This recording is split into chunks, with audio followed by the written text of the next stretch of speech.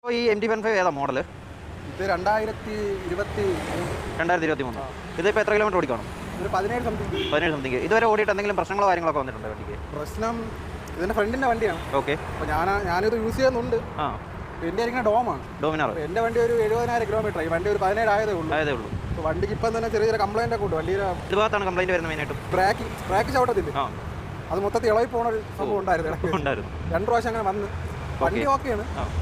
Mileage അത്യാവശ്യം mileage തന്നെ കിട്ടുന്നുണ്ട്. മൈലേജ് ഒരു 50 റേഞ്ച് അടുപ്പിച്ച് കിട്ടുന്നുണ്ട്. അത്യാവശ്യം കുഴപ്പമില്ല. ഓക്കെ. പവർ കാര്യങ്ങളിലും ലാഗ് കുഴപ്പമില്ല. നമ്മൾ ഈ ഇതിൻ്റെ വീഡിയോ ഓണായി വരും എന്നുള്ള ഇതിലൊന്നും വെച്ചിട്ട് ഓക്കെ.